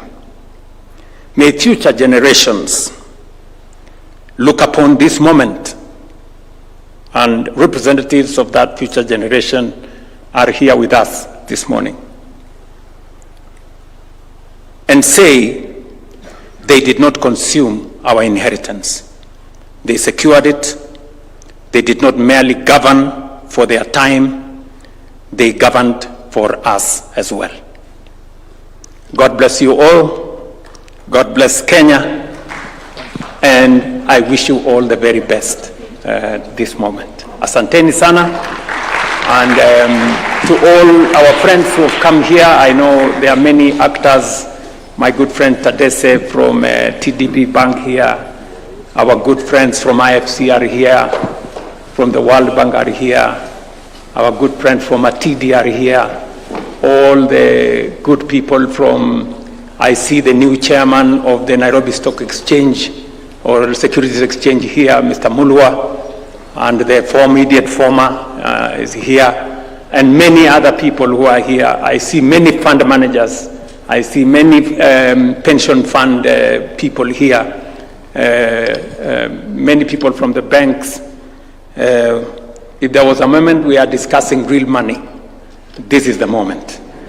And we are discussing it with the right people. And I am very confident about the economic future of our country. I think the more we pull together, the more we understand what we are doing, listening to all the captains of our financial institutions here, from the pension funds all the way to the banks, it gives me a lot of confidence that we are now in sync, that the future of our nation is not just in the hands of government, it is in the hands of our society, that the private sector is as much part of the discussion about the governance of our country and the future of our country as it is the responsibility and business of every citizen of our republic, that our children, Lynn and Ronnie, representing them here, are also part of the conversation about our country and about our future. It's a very proud moment for me as we take these steps, consequential, historic steps of taking our country to the next level. I see people from the insurance industry and all the other players, and when I listen to what they are saying, deepening the financial markets. I have been to the Nairobi Securities Exchange 5 times, not because I have no work to do. I have been there intentionally to give confidence that we believe in the capital markets as a source, as an alternative source of capital for us to transform our country. I must commend the capital markets. They have helped us fund Talanta Raila Odinga Stadium. They are helping us fund Bomas of Kenya. The creative, and innovative structuring of opportunities for us to be able to undertake some of our very consequential infrastructure projects, from Rironi Mau Summit to all the other programs, has been a partnership between government and the private sector. And I want to commend the private sector for stepping forward, being as courageous as us. Because in the past, the private sector were very shy. Today, we have very bold people. And I want to commend you. I don't take your participation, your partnership for granted. It is making a difference in our country.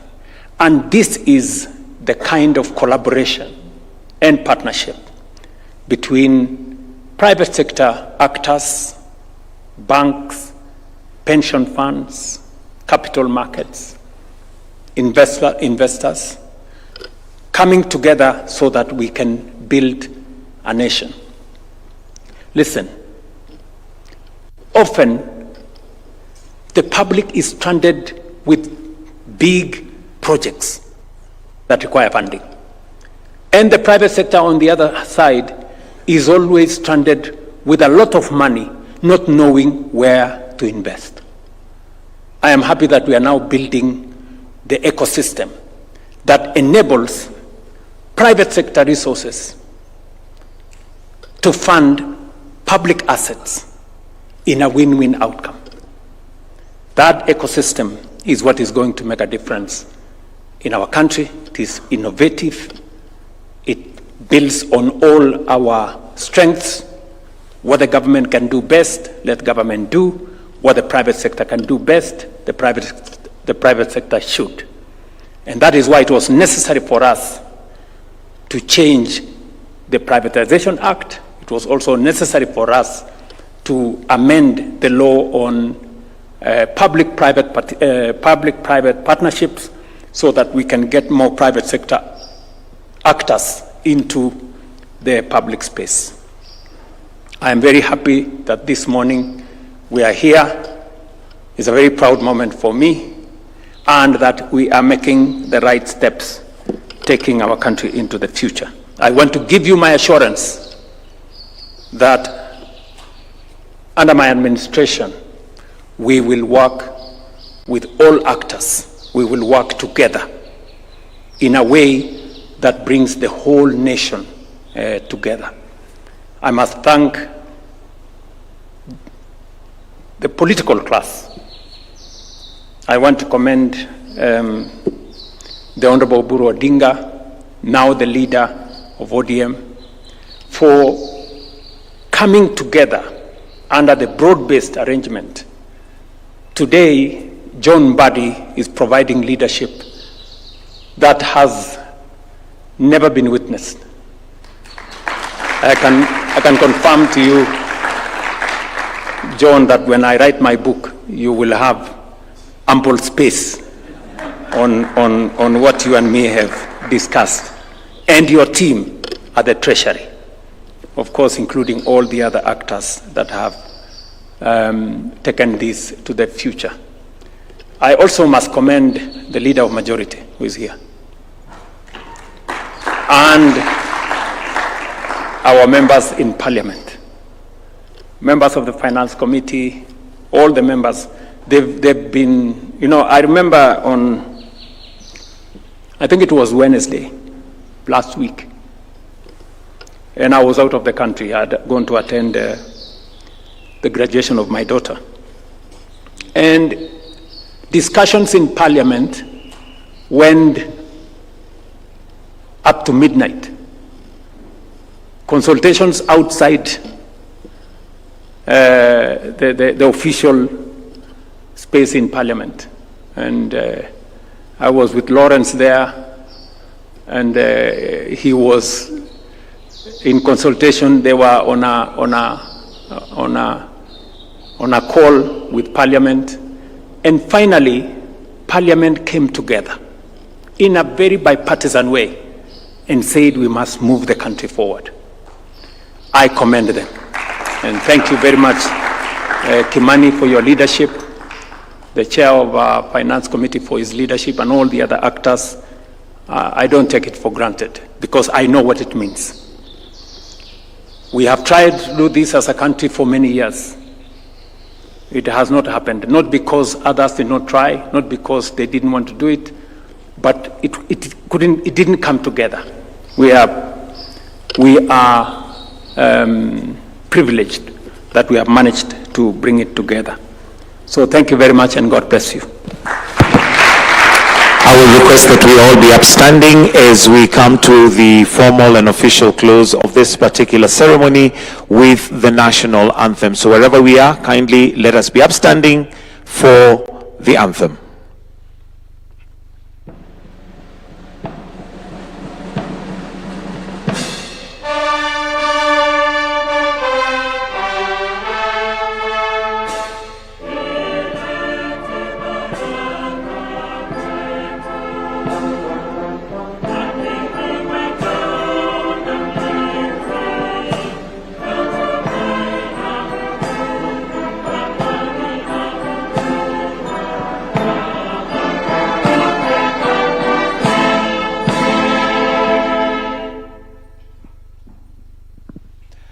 With your permission, Your Excellency.